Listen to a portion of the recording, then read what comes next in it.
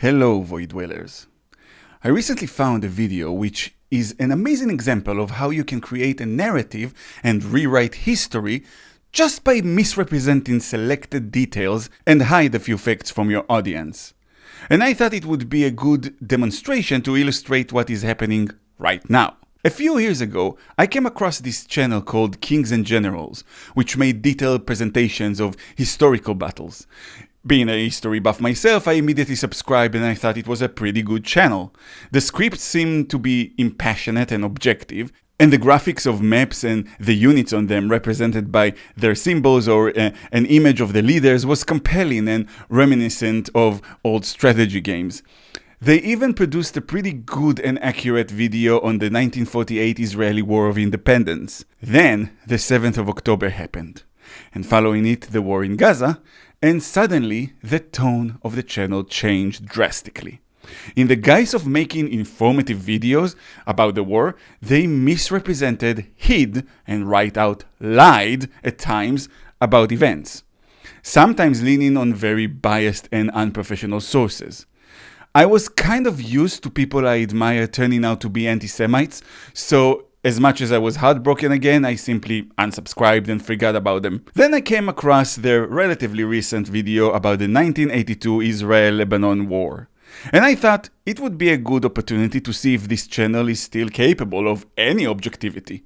Why? Because first, it's not an ongoing war, and I thought maybe with the distance of 40 years, they can be a little more impassionate. And second, it's a very controversial war within Israel, a war that, as the channel itself admits in the video, caused major demonstrations within Israel and the resignation of two high-ranking people in Israeli government.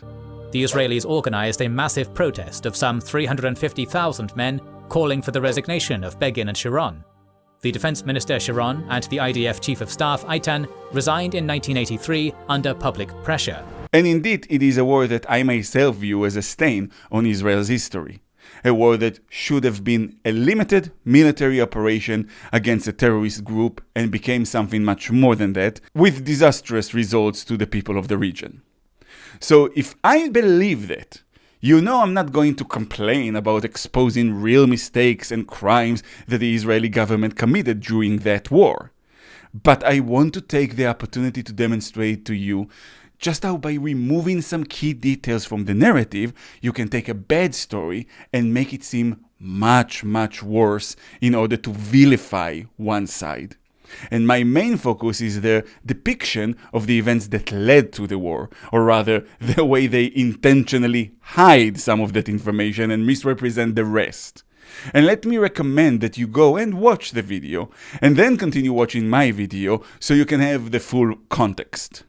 The video speaks about the PLO, the Palestinian terror organization commanded at the time by Yasser Arafat. At one point in the video, they give a very convenient and questionable quote of Arafat. "We accept all of the UN resolutions concerning the Palestinian question," adding, "We do not forget that a UN resolution created Israel." They place that information in people's minds and only talk about one terror attack by Arafat's PLO. But here is some of the information they have forgotten to share with their audience. Within the Palestinians, Arafat was considered the radical in the 60s and onwards when he took over the PLO. The attempts by kings and generals to present him as a moderate is spitting in the face of the hundreds of Jews, Jordanians, Palestinians, Lebanese, and others this psychotic butcher has murdered in his lifetime. In September 1969, the Palestinian National Committee approved Arafat's agenda according to "Our goal is to occupy the full of Palestine." That's the from the river to the sea of the time. So, no, there was no recognition of Israel. In fact, the only time Arafat and the PLO officially recognized Israel's right to exist was in the Oslo Accords in 1993. That was part of the Accords. If Arafat already agreed to it all the way back in 1982, why did it need to be part of those Accords as well? Because that's a lie. And Arafat, aside from being a mass murderer, was known to be a liar. Something that the Americans would have been smart to realize earlier. In the year 2000, Prime Minister Ehud Barak met with Arafat in Camp David with Bill Clinton as the host. Barak offered Arafat the full deal: a Palestinian state next to Israel, half of Jerusalem, including 2 of the 4 quarters in the Old City, and 96% of the Palestinian territories. Why 96? Because Israel wanted to avoid removing thousands of settlers, which could have been a very harmful thing to Israeli society. So in exchange to those 4%, Arafat was offered 4% to be chosen by the Palestinians and taken from Israeli territories and as compensation. The most ambitious deal that could have saved us all a lot of blood. And to everyone's amazement, Arafat refused, left, and ignited the Second Intifada, a war that cost the lives of over 1,000 Israeli civilians in terror attacks and thousands of Palestinian lives in retaliation. And you don't need to believe me. I know that anti-Semites and pro-Palestinians, which is the same thing, like to ask, where's your source? What's your source? Hear it from the horse's mouth. Here's Bill Clinton himself talking about it and about how it was, and says that to his knowledge, it's the only time Arafat has lied to him. Look, I worked on this hard.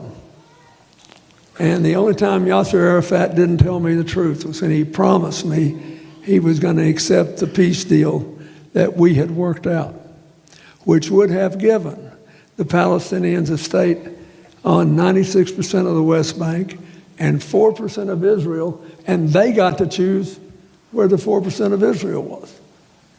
So they would have the effect of the same land of all the West Bank. They would have a capital in East Jerusalem. They would have I can hardly talk about this.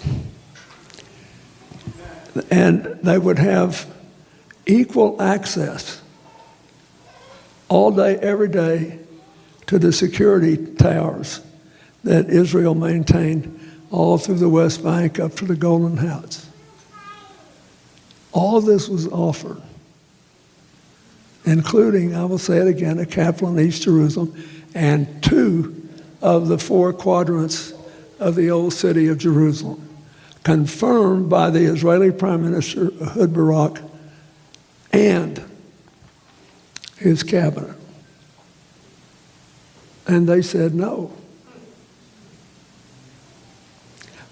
And I think part of it is that Hamas did not care about a homeland for the Palestinians.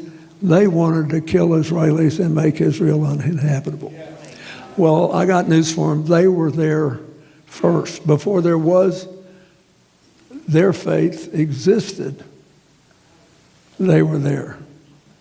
In the time of King David, and the southernmost tribes had Judea and Samaria. So the claim that Arafat was this freedom fighter that actually accepted Israel has no bearing in reality. But the viewers of the video wouldn't know it from watching it, would they? Then the video goes on and glosses over the fact that in the 70s, the PLO settled themselves in Jordan and were kicked out in a series of battles between them and the Jordanian authorities. They don't tell you that the PLO was firing rockets into Israel from Jordan and sending raiding parties to kill civilians from Jordan, which meant that Israel had to retaliate in Jordan. And they don't tell you that they tried to bring down the Jordanian government and take over in a series of violent attacks, and the Americans had to interfere and protect the Jordanian government, and it was this that caused King Hussein to launch the so-called Black September operations and finally kick the PLO and Arafat out of the country. Why not give those details? Since the Lebanon war was really a war between Israel and the PLO in Lebanon, this seems to me like relevant information. You should know why they were in Lebanon. You should know what they were doing there. But that would damage the narrative of peace-loving, happy little freedom fighters versus those evil, evil Jews. Which is why they also only mentioned the massacre of the 1978 done by the terrorists. Lebanon had become fragmented, with the Palestinian forces largely in control of the southern regions bordering Israel. This allowed the PLO fighters to shell Israeli territory and conduct regular cross-border raids. In one of the attacks, known as the Coastal Road Massacre, The PLO killed 37 Israeli civilians. Israel retaliated by invading South Lebanon up to the Litani River, killing some 100 PLO fighters. Which, by the way, they play down, saying 35 civilians were murdered. They don't tell you 9 of them were children.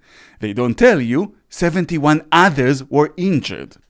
Basically, a PLO terrorist squad invaded Israel from Lebanon and shot randomly at a bus full of civilians. They also don't tell you in the video that that was just one of many high-profile terror attacks done by that group and commanded by Arafat, such as the murder of the 11 Israeli athletes during the 1972 Munich Olympics, or the massacre in Ma'alot in 1974 when they raided a school. Let me tell you this again. They raided a school and murdered 28 children, injuring 68 others. And they don't tell you about the terror attack on the Savoy Hotel in Tel Aviv, where they took hostage 8 people and murdered them all.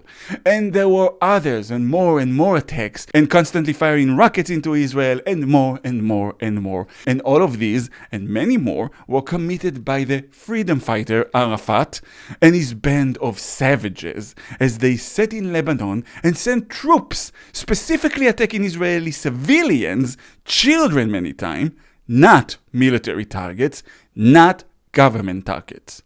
Unarmed civilians, as usual. These are just historical facts. They are not disputed. And all of those things led to the feeling in Israel that a military operation in Lebanon to remove the PLO from there has to be done. But no, the creators behind Kings and Generals, they want you to think that evil Jews were just out for blood. They even give this debatable supposed quote by Rafael Eitan, the Israeli chief of staff at the time, saying that he spent money preparing for war so he wants to make good on his purchases, which is an anti-Semitic trope. Jews love money, they don't want to spend it for nothing. That's not history, that's propaganda. You just hide some of the details, you emphasize others which in real life were not even noticed by the people on the ground, and you create a narrative rather than history. And then, of course, they also gloss over the fact that the terrorists were using civilian villages and camps and buildings as their bases of operation to make ammunition as well as to fire from. This is not new. Hamas did not invent this tactic. It's an old Palestinian tradition to view their own people as nothing but expendable human shields. And they don't tell you that Israel tried to evacuate those places and that the PLO prevented it. All they tell you, much like the mainstream media is doing right now, is, and then evil Jews bombed some brown people and they all died. I've said it before that in the West, when it comes to Jews, right is wrong, black is white, up is down. In any other situation, I fully believe that if a mass murderer shoots at you, kills your children, and then runs and hides behind their own children, and still keeps firing at you from that position, most people would say, yeah, you have to stop that maniac even if he puts his own kids at risk. Hell, because he does so. But only when Jews are involved, there's this expectation that Jews would sacrifice their kids to protect other people's kids. And as a Jew, I can tell you that, no, we won't. And it's racist and abhorrent to even demand that from us to begin with. If someone is trying to kill us and they do so from behind the backs of their kids, it's not us who's killing their kids, it's them. Now, I will remind you again that I am one of those Israelis who believe that war was taken too far.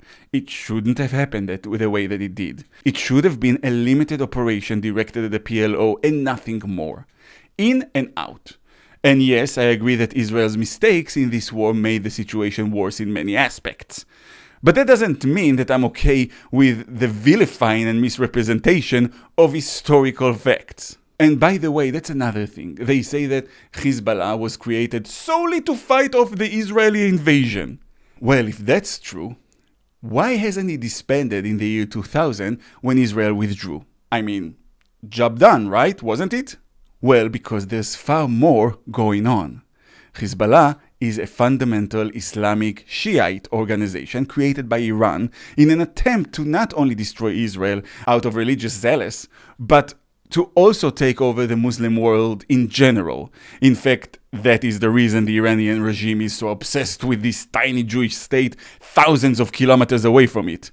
Because they believe that if they succeed in doing what the Sunnis couldn't, which is defeating the Jews, it would give them superiority over the Sunnis. So really just selling it to people that Hezbollah is just another freedom-fighting group created to fight evil Jews is both deeply ignorant and very, very evil.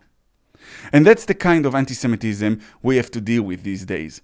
They don't just wear leather boots and go around with funny salutes anymore.